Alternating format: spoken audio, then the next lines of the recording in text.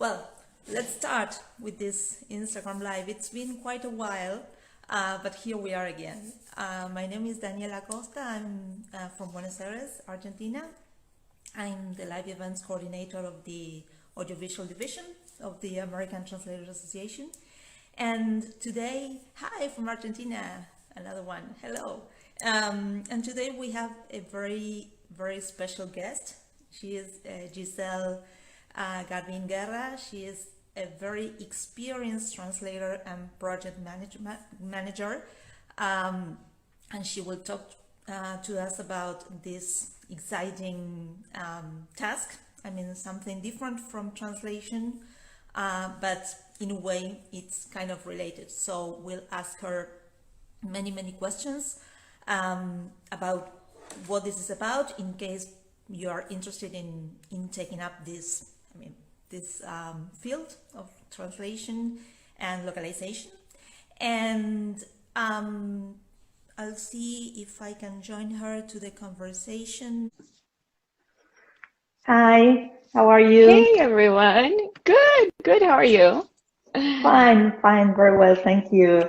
I'm just recently vaccinated. I got my second dose 2 hours ago. I'm okay so far, but let's see. How are you? Good. You are very brave to be doing this after your second dose. But Although I have to say, yes. no, I was going to say I barely had any symptoms after the second dose, so I hope the same goes for you. I got COVID last month, so I mean, I'm kind of immune, I think.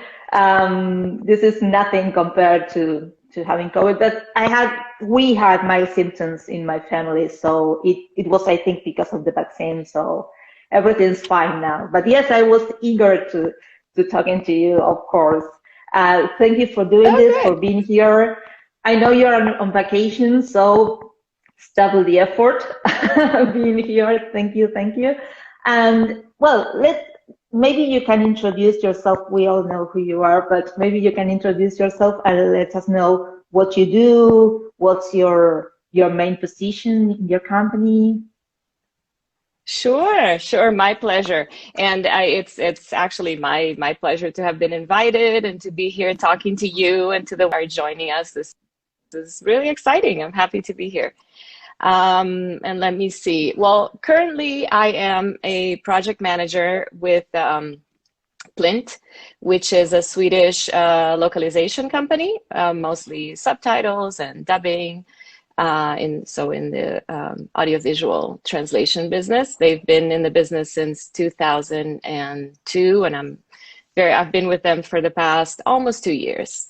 So I'm project manager and their quality lead, and mostly with the DTT program for Netflix. So overseeing those assignments and all the client needs, of course. Wow. And I started in this, it's super exciting, keeps us very busy. I see some of my colleagues are with us and some of our translators, so this is very exciting. I am from Brazil.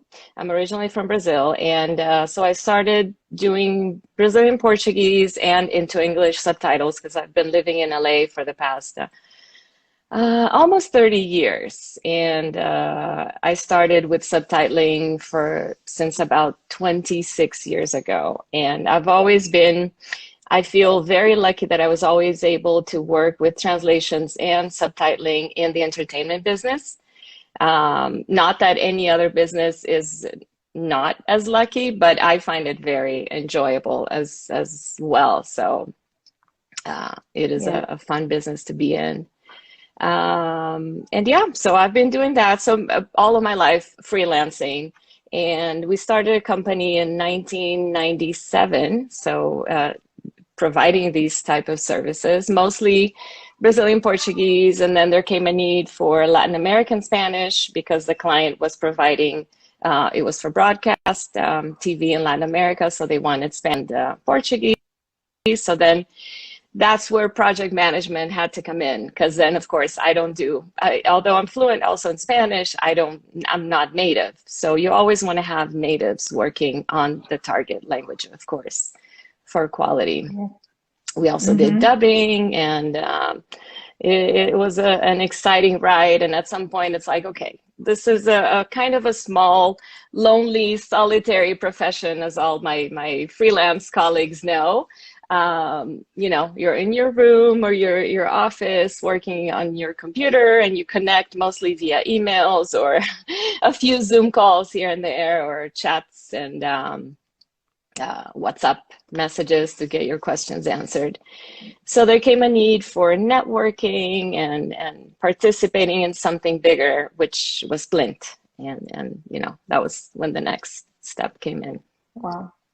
That sounds really, really exciting. Yeah, I'm on the stage where I work from home. I always worked from home for 21 years now, so I know what you mean. But anyway, it's kind of interesting, because whenever you get a new project or you are in a team of translators or reviewers, I mean, it's always, I think it's a very rewarding job, being a subtitler or a dubbing translator. I mean, translating dubbing scripts, especially now that sometimes you see your name on the credits. Yeah. So that's really interesting, really exciting. So yes, I wanted to ask you, what are the steps involved in localization project management? Because we always hear, oh, this is localization, PMs or whatever, but which are the steps involved? And although we call it project management, I think most of what we do is resource management. So we manage not so much the project, because we already have the resources that we trust so much, that have been carefully selected and tested and have the experience, that has been verified and vetted. So we trust them to handle the project. What we do is mostly make sure that these resources have everything that they need to complete the project, of course, with high quality, efficiently, and within a certain timeline, because clients, especially in this business, feels like everything is for yesterday. Yeah, so, I know. Tell me about it. So, right? So there's a lot of that. There's a lot of making sure, even before we look for the resources, making sure we understand what the client needs. So making sure all our questions, and we have to foresee the questions that our resources will have, our linguists will have. Is this project, of course, they usually provide us the languages that are needed, the type of service that is needed, if it's subtitling, if it contains a sensitive language, if it's about baking or car racing, you have to look for certain linguists that have that experience. So you always want to match the best linguists for the tasks, making sure that they have the availability. You have to connect a bunch of things, and you also have to make sure that the client provides to our resources the materials that they need. When will the template be available? Are there reference materials? What do you need from them? Sometimes they just need the forced narratives or audio description. There's different things that you have to make sure that everyone is aware of what is needed from them. And once, you do find the resources, a lot that, most people think, oh, okay, you find the resources, the linguists do the work on their own, and they do. But there's always so much support that you need to provide. There are very specific questions about a project, or a linguist may be somewhat new, not in the subtitling business, but dealing with a specific proprietary software, or technical guidelines might have changed and they're not used to them. So you have to, make sure that all those things, or how to guide them throughout the project to make sure that they can do their work the best that they can.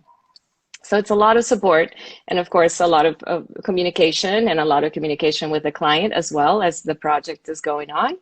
If questions come in that you can't answer because they're related to the content and only the client can answer, you know, all that back and forth.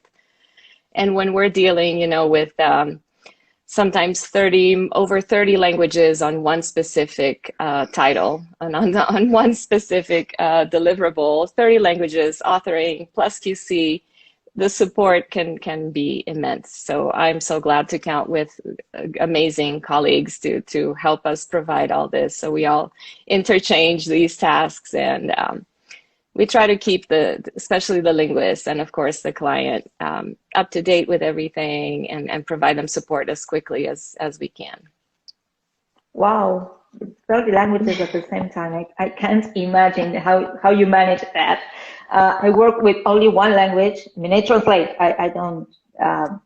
I'm not a project manager, but sometimes I have a project. I mean, from a private client, and I have to organize. I mean, my schedule, or maybe work with 2 or 3 translators at the same time because it's a very large project. Maybe not subtitling, but text translation, and it drives me crazy because I mean, hopefully I work with very responsible people.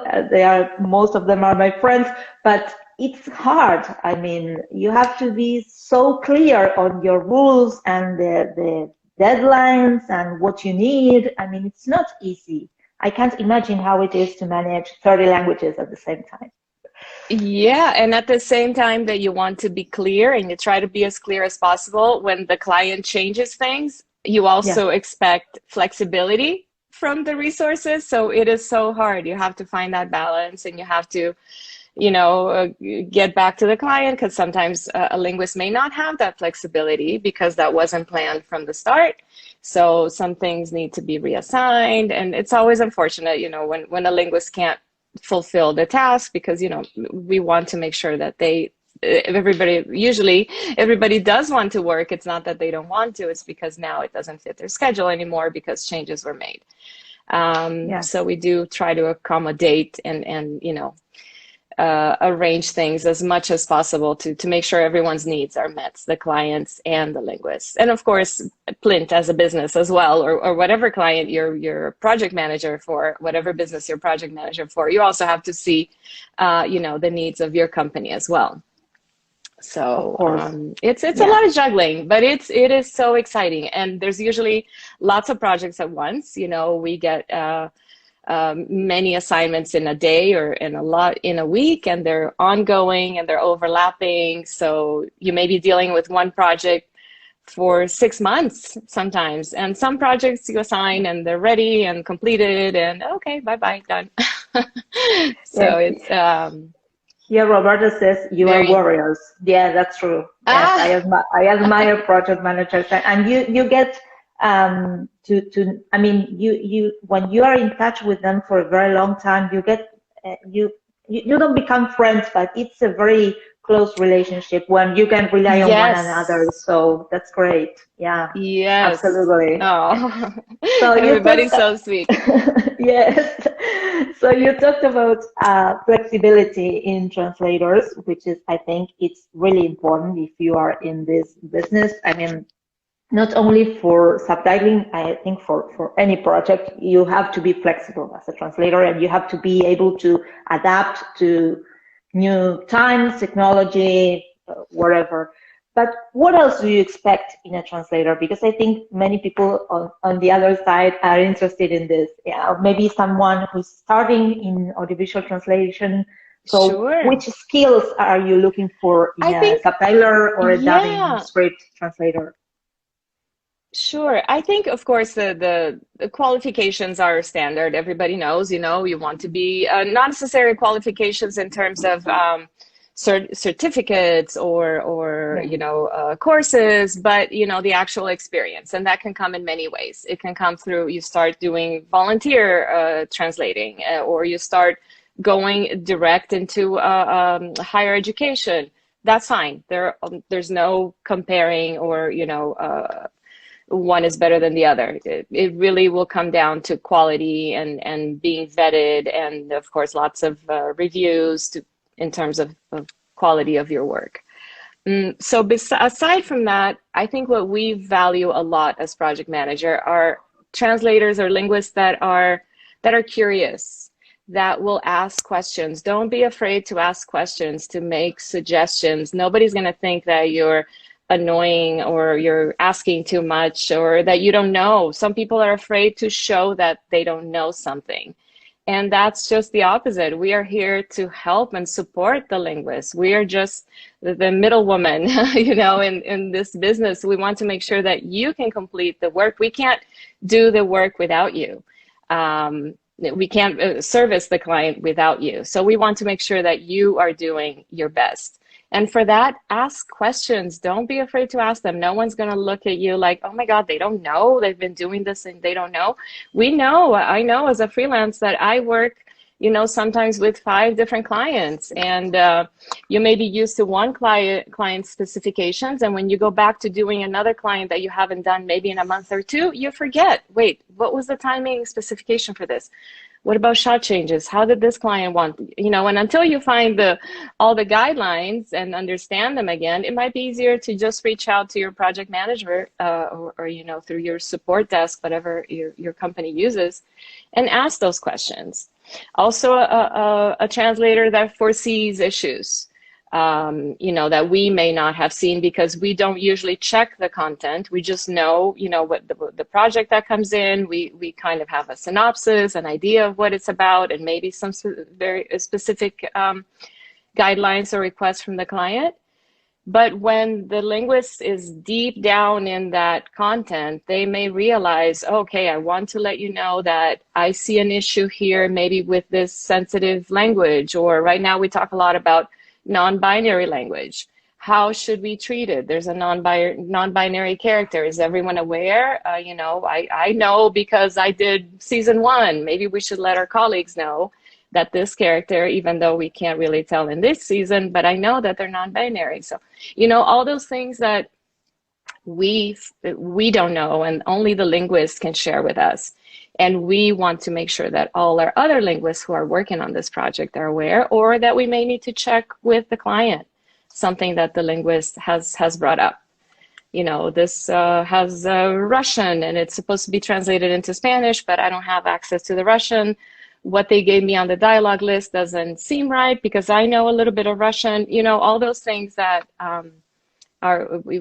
we have value our linguists so much. We have linguists that speak 4 or 5 different languages at once, and we're like, how do you do this? And it's so valuable because it helps everyone in the team. So we really appreciate when they get back to us with this insight.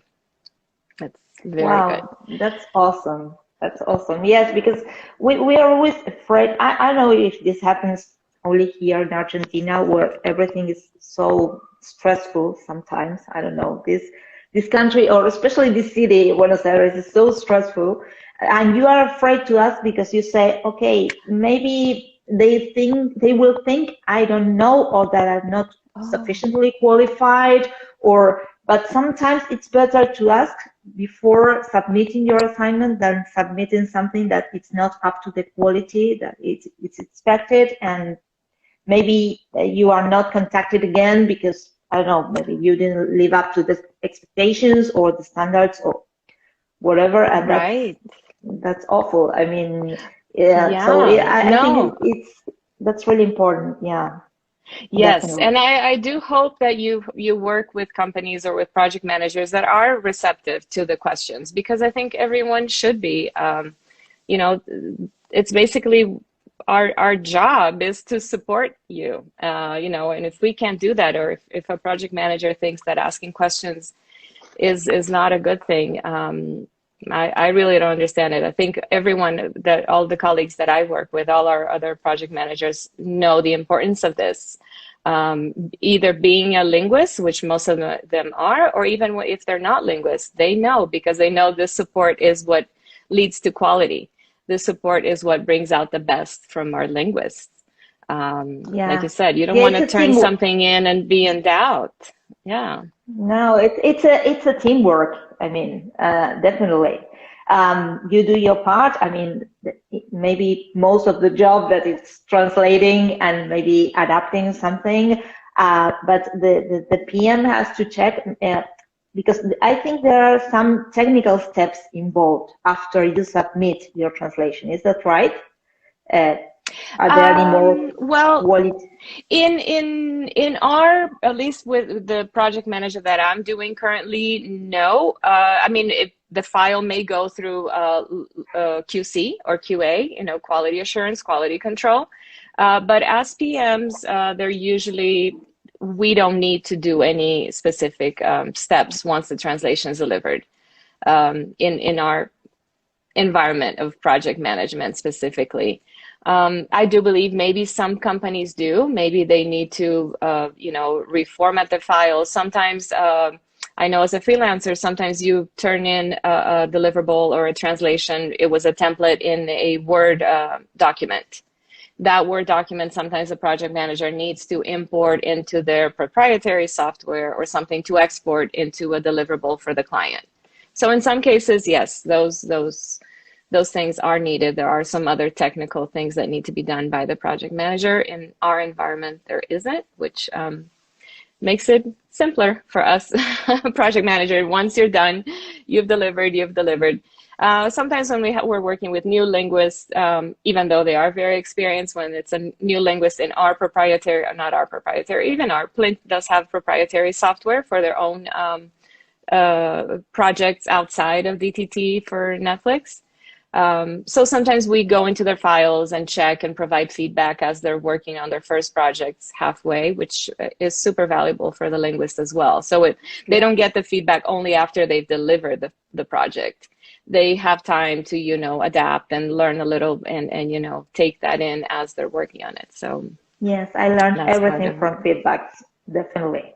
I mean, oh, even from yes. reviews and even from feedback. Sometimes I feel bad because I say, oh my God, I should have timed this differently, or I should, but anyway, I mean, it's you are constantly learning in this field because everything changes so Absolutely. fast. And now, Yes. yesterday I had to deliver my first assignment in Argentinian Spanish for the very first time, Oh, and it yes. was so strange because I'm so used to the tú and I mean Yes. this neutral language, and I had to use my way of speaking, like vos and our Yeah. local expressions, which we I mean refrain so much from using when we are Yes. translating. And I hope it's okay. I think it will go for QC now, and we'll see. I mean, it's and you are constantly changing the Absolutely. rules of the game, and it's great. And Yeah. it's Yeah. awesome. It Yeah, keeps you I on your love it. toes, not just, you know, doing Yeah, the same thing over and over again, which is the great thing about subtitling. We're always working on a different genre. You're always doing, there's a lot of research involved, a lot of yeah, research that people who I are love not in this business don't realize. It's not just translating. You know, you need to adapt, you need to localize. There are jokes, there are songs. It's the technical stuff. You're talking about, you know, translating a show on fixing cars. You know, you become a mechanic all of a sudden. it. You become a Yes, I doctor, you know. become a baker. You have all Yeah, these different yeah, I love it. certificates. So it's very cool. And yeah, like someone saying that's so exciting about the Argentinian Spanish. We've been hearing a little bit about this, and it is very exciting. We want to see the results of these regionalized Spanish, because as we know, this neutral Spanish that is requested of you, and I feel for you guys that have to do LAS, because it's not really a language. It's something that is created, of course, for due to you want to be able to air in several countries with one only subtitling. So I'm sure it's maybe a financial decision and also a technical decision, because you have to air one show in 20, let's say, different countries at the same time with different Spanish regionalizations.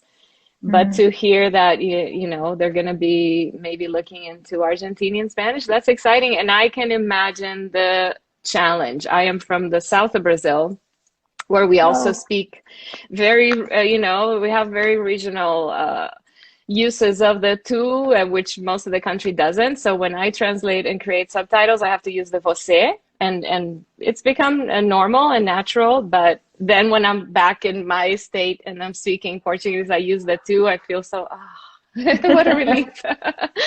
But I think Wow. writing with the two would be, would take a little, yeah, I'm like, oh, this feels odd.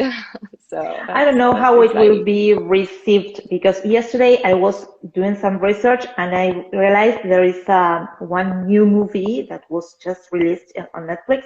It was dubbed into Argentinian Spanish, and I Ah, heard it, and it was kind of weird. I mean, it was strange because we are so used to the neutral Spanish yes, um, tone and words and expressions.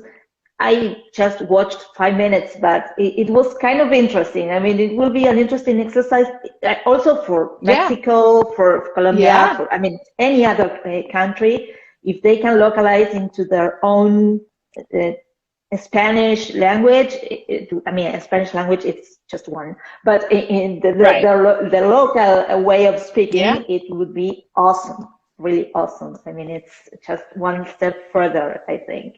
And I going back to, agree. I mean, project manager, this is something we always wonder as translators.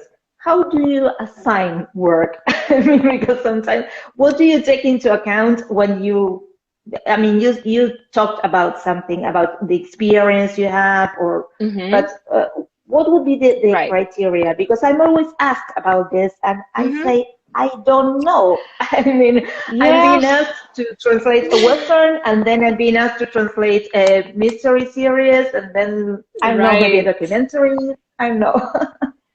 Yeah, yeah, I hear you, and we do get that question quite often. I mean, nowadays a lot of bigger companies have the Shark Tanks, which I know everybody, most people don't like. You know, where for those who may not know what the Shark Tank is, it's usually a system where the projects are assigned to this system that online, and you can go in there and grab the tasks that you want, and they may be assigned with certain requirements that make it so that only some linguists can see it and others can't. Maybe it's for high priority, maybe it's due to certain specifications or genres.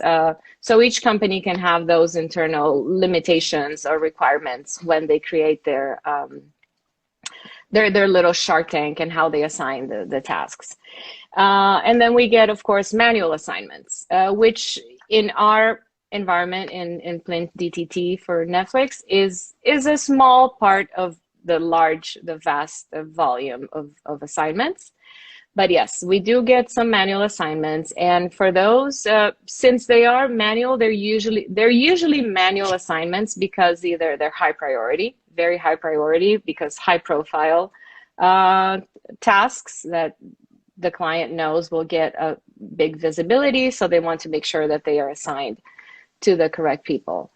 Or they could be extreme rush and the client doesn't want to waste time with Shark Tank.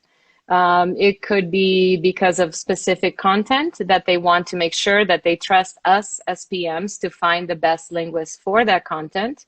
Because, like you said, we know after almost 2 years, I feel like I know just about every one of our linguists, and there's quite a few hundreds, um, personally, and we all try to be very personal without being intrusive, hopefully. But we get to know our linguists, and they become friends. I have to say, they do become friends. So that's something we really enjoy and like as we do the job. But as you get to know them, you get to know there's not just what their specifications or how what genre they specialize in, or any other specialities they may have. Sometimes you're working with a client that, even though they always provide an English template, the original language of the title might have been German, but it's being translated into Spanish. So, oh, wait, I know we have one translator that is fluent in German as well. They're, a native Spanish speaker, but they're also fluent in German. So you get to know them well. Of course, there are softwares and tables that contain all this information, but you already kind of have them off the top of your head as well.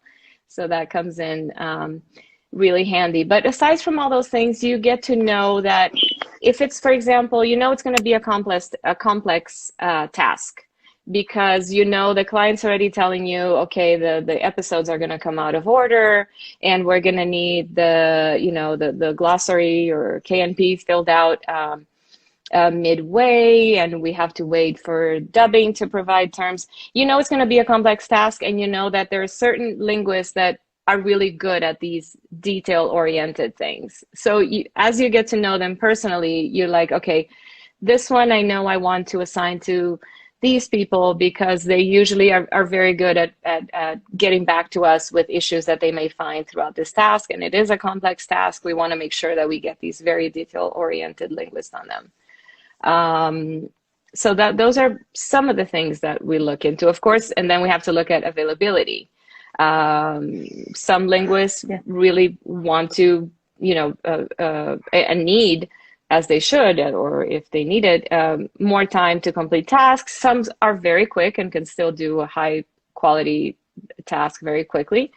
And, you may need to assign it to them. So there's a lot of things to weigh. And sometimes also it's, that you need linguists, that the client is asking for an answer in 2 hours. So you don't even have time to look for, a linguist that is only going to respond to you tomorrow because they're in Asia.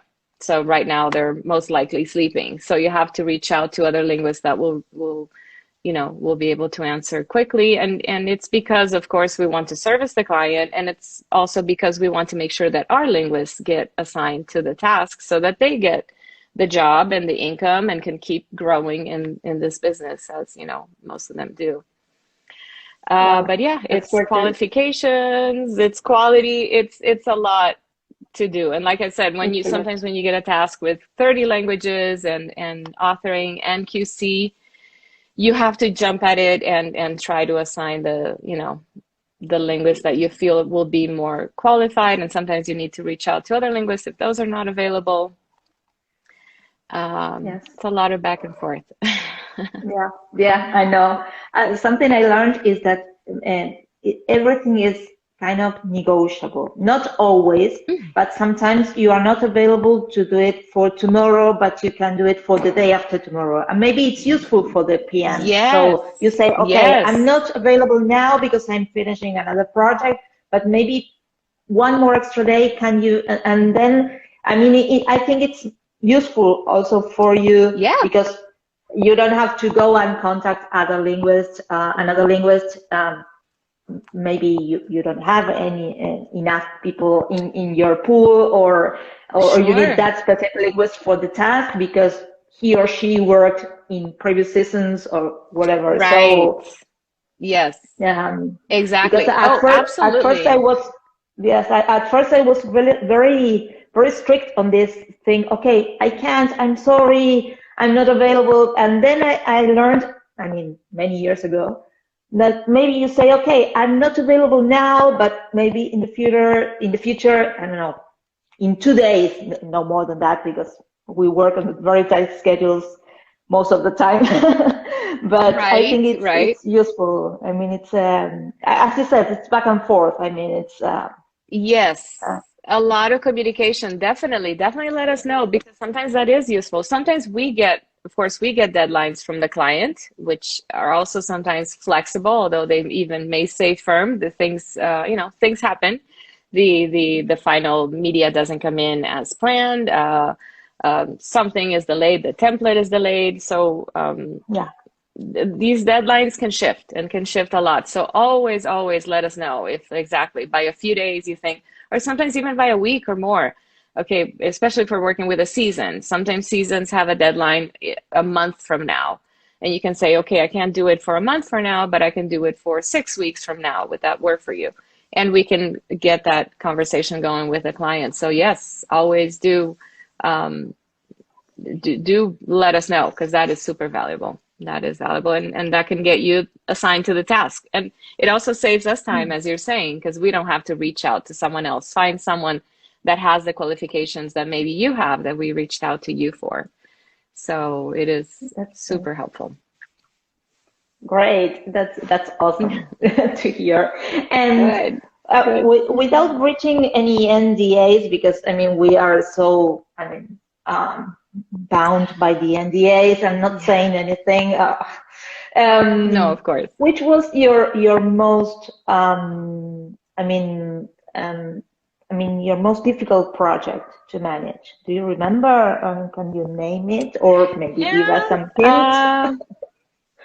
Yeah, well, I guess recently, and when I say difficult, it's usually not even due to anyone's fault. Difficult in a sense, for example, we completed an original series that it was the first one for this country and this language. And I'm keeping it I don't want to keep it mysterious, but just to make sure that no NDAs are breached. But it was the first one for this language and this country, and it was super exciting. But of course, that meant that we had new linguists in this project, and it's high profile, being a first for this country for the client. So we wanted to make sure that, you know, we were on top of everything, and we were. It's beautiful, and everything came out great. But there's a lot more involvement in terms of questions and back and forth, and making sure that our clients, that our linguists, you know, are following the specifications of the client, because they are kind of new to the system. And, you know, there's always things that, since it is also new for the production company for this country, you know, things come out of order and maybe delayed. So it involves a lot more back and forth and communication with the linguist, and files having to be reopened. So that gets everybody a little frustrated and tired, because, you know, they know everybody wants to do their best. We know our linguists want to do their best. So they, of course, I include myself as a linguist also, you get frustrated when things come out of order, or when things are thrown at you and now they need it yesterday. You've been waiting for weeks for something and now they need it tomorrow, and you have to shift your schedule because you don't want to turn something in that's just, you know, badly done just because you have to.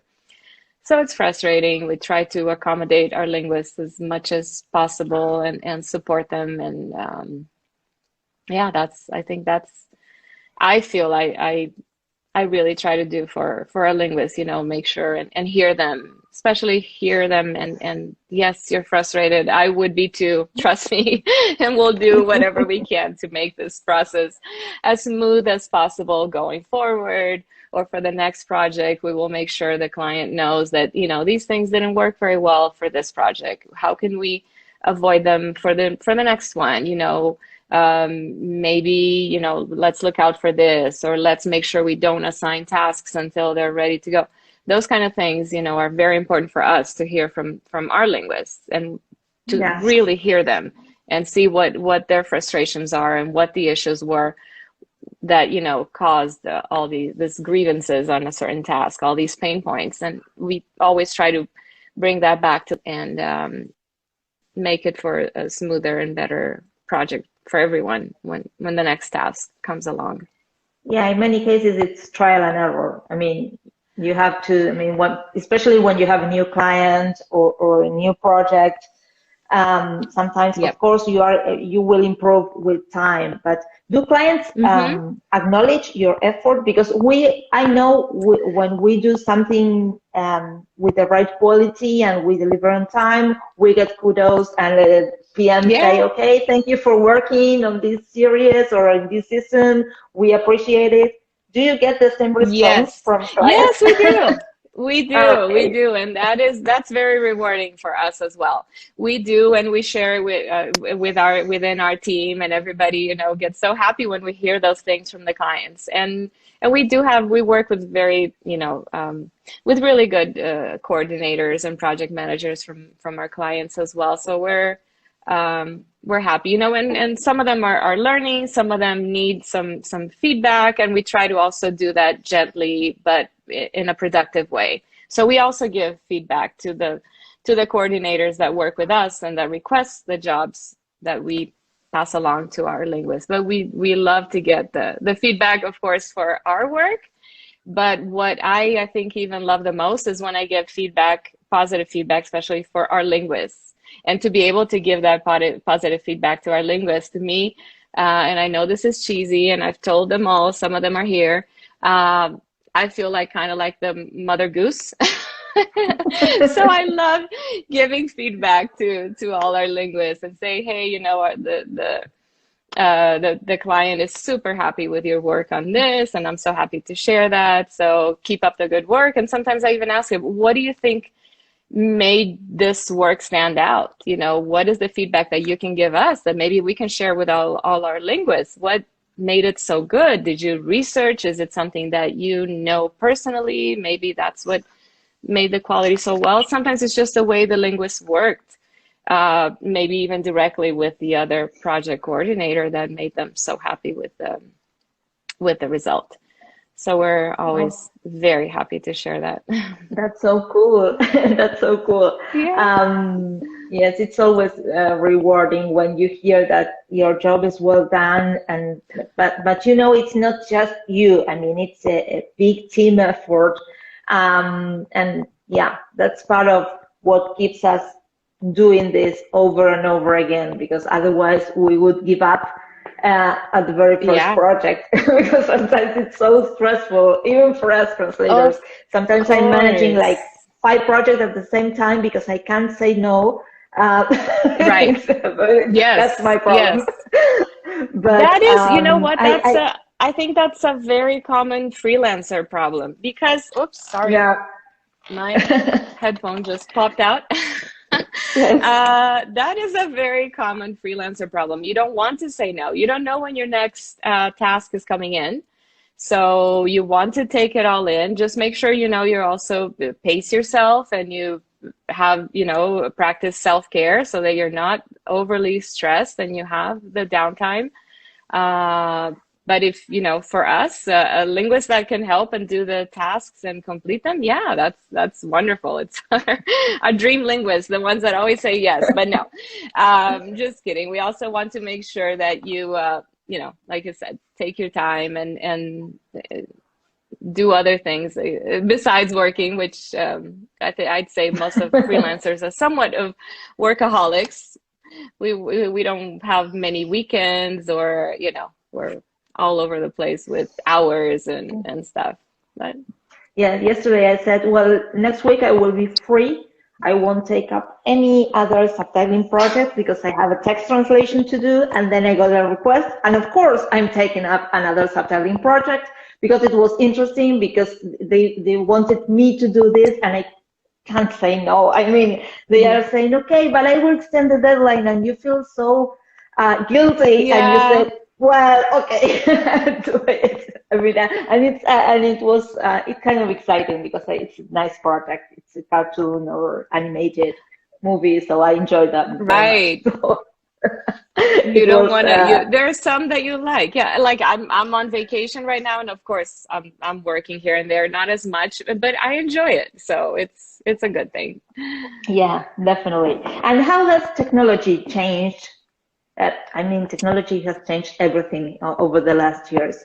But how has it helped you? Because nowadays, we translators sometimes complain that everything is automated. I mean, like you don't sometimes, as you said in DTT, you don't have much this rapport or this communication with project managers. You just pick up your assignment, you do it, you deliver, and maybe you don't know if it's okay. No, you know nothing. So how has it changed? And that's the thing that at least we at Plint try to change or facilitate for our linguists, we always, we let them know whenever you're authoring or when you're QCing, if you want to know who the author or who the QCer is going to be while you're doing your work, let us know. If it's one of ours, we will always try to get that. If both approve, we will always check because of privacy concerns. But if both approve with sharing their information, we connect them and they can have, the conversation and collaboration, and they all enjoy it so much. It's super productive. The quality of the final product, of course, is always enhanced because you have two people working on both steps, which is, it's much better than just one. So that alone, and the way we also try to facilitate, we have, of course, forums inside our Plint core and also outside, but all private and protected, and everybody's under NDAs. So we have forums where linguists who are working on the same project, even from different languages, they all get to communicate. And that is also, they all enjoy it so much. And it's super productive for everyone because, like I said, you're working on a project where it's you're translating into Brazilian Portuguese, but there's a line in Japanese, and your colleague who's Norwegian understands Japanese. So you can check with them, wait, this doesn't really make sense, what's in the template?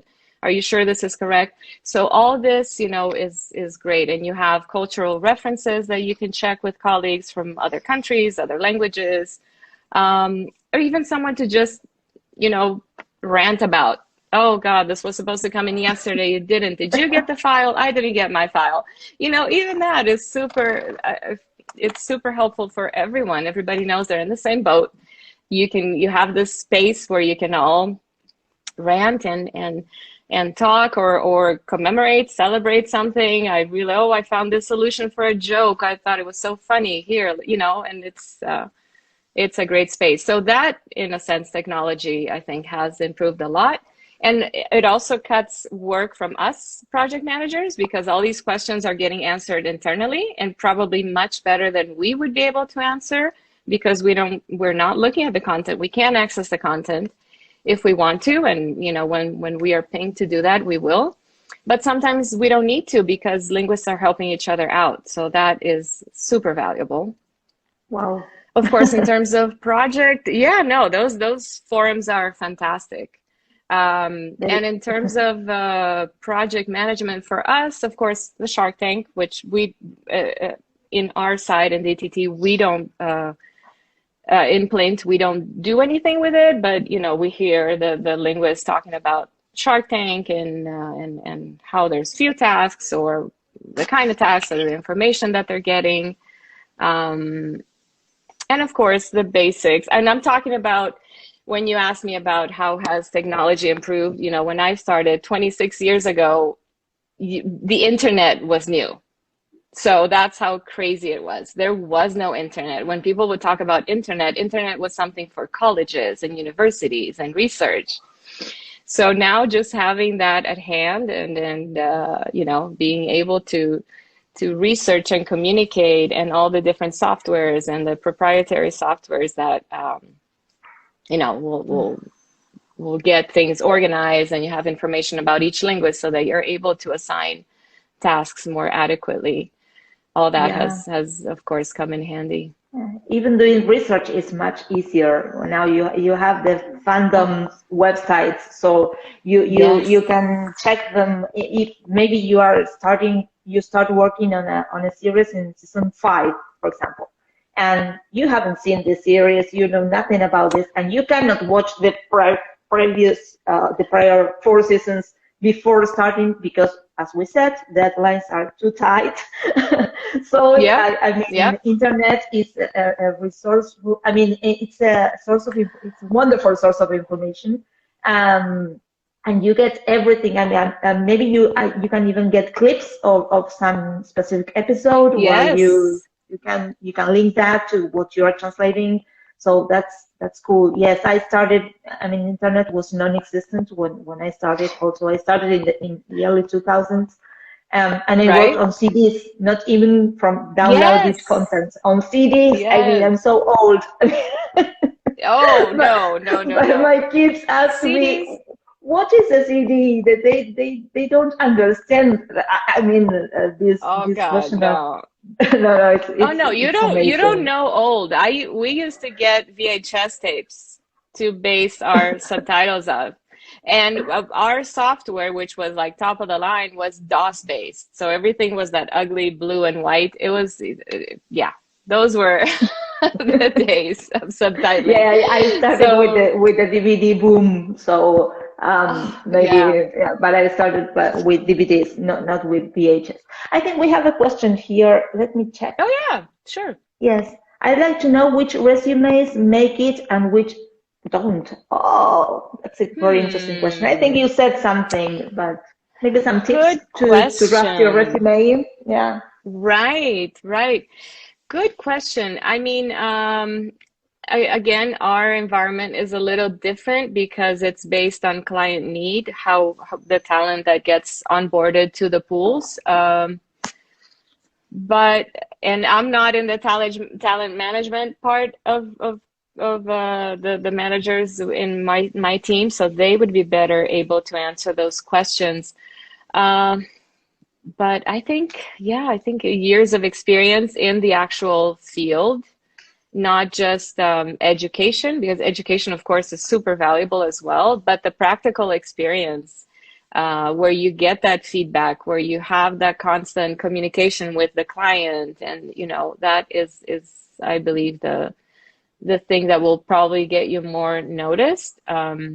And for those that are starting, that is the hard part. How do you get that experience? How do you add that to your resume? And I think, there are some volunteer sites where you can do some work. I think TED Talks, Yeah. you can volunteer subtitling for them and they get reviewed, which is great. So then you can see what was aired. You can compare your translation to how it was reviewed and you get feedback from that.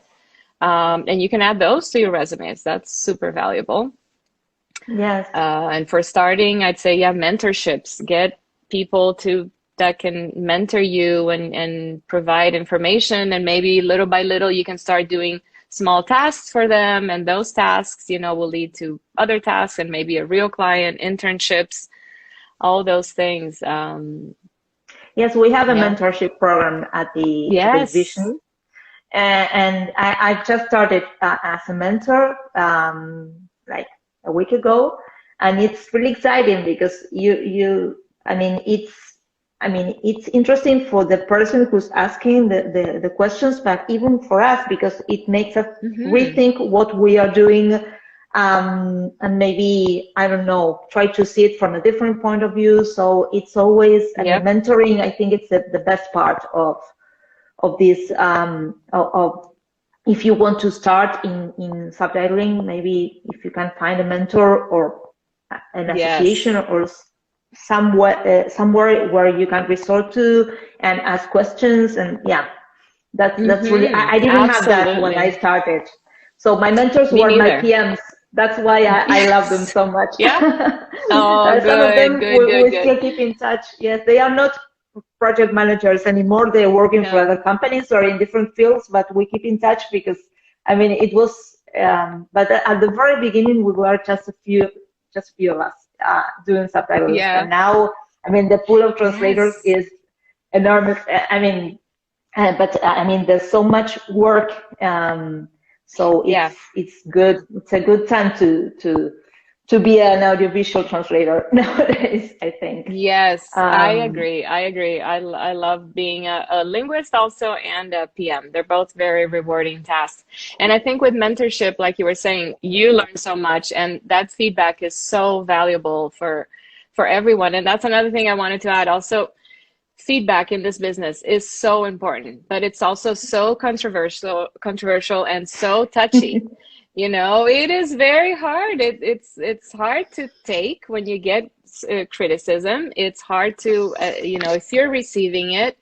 What I try to tell people is, let your guard down first. If you start, you see that the feedback's coming in. If your first thing is to be defensive, you're not going to be able to take any good out of it. And it's really hard. I know it is, because you always, Yeah. you know, you're proud of what you do, or it's hard to have someone telling you that maybe this wasn't the best, or you could have done this or that or that. But try to step Yeah, but away from it. Try to see it as even as a third person. Oh, I'm seeing this person is telling that one, which in this case is you, that this is how this needs to be done. And, you know, look at it with a certain distance and try to see the truth in it. You know, what really can that person, myself, learn from what the other one's saying? And do I agree? Do I disagree? Do I have any comments to give back? And also for the giver of the feedback, you know, put yourself in the person that's receiving it, put yourself in their shoes. How would you like to receive this feedback? Doesn't mean you need to sugarcoat it, but make it educational, make it a real yeah, training opportunity. Not just say, well, you know, your translation was bad, or your objective is this. No, okay, you could have done this. The way I see it, you know, make sure you're researching more the you know, expressions. When something doesn't sound right, see if it's an expression in the original language. Don't translate it literally and let it go. So, you know, those are the touchy things, but I feel is really important, because that's where you grow. Like you said, yeah. that's where you learn. You learn from feedback. I learned a lot, and sometimes when I give feedback or when I review work, I try to leave like the link or something Yes, for them to see why I'm changing maybe some expression right. or some grammatical rule or whatever, and Yeah, I leave the link. So go check there. yes. Maybe you don't agree with what I'm saying, but I don't Sure. know. I mean, it's kind of an exchange. I think at first I did Yes. take everything personally. I have to admit that. But that's just me. I have to go to therapy or It, something. But anyway, no, it's but normal. then It's normal. after after so many years, I learned that this is the best way of learning, and we all make mistakes. I mean, it doesn't mean that our translation is bad. I mean, it means that it can be No. improved. Yes. So the role of reviewers and quality check specialists, or however they are called, it's I mean, it's fundamental for a good translation, and for the, because the important thing is first the viewer's experience, and then the quality of the final product. So it's a teamwork, I think. Exactly. Yeah, Yes, definitely. absolutely. And that's the thing you also always need to keep in mind. Who is the final viewer of this product? And you know, what will make it easier for them? And also as a reviewer, you know, you also have to think, you of course you try to respect the author's style, but you have to make sure that you are providing what is best for the viewer. So Yeah. it's also very fine line there. Well, we have like 1 minute left. Sorry. So I Yeah. wanted to thank you once again on behalf of the division. Thank you for this. It was amazing talking to you. So thank you for being here. I hope I will see you next Thank time. you. Yes, thank you so much. Thank you for the opportunity. I'm sure we could talk for a very long time. This is a passion, not just my job. So very happy Yeah. to talk about it and share some of it. Okay. Thank you, Giselle. See you next Thank you time. Bye bye. guys. Bye. Thank you.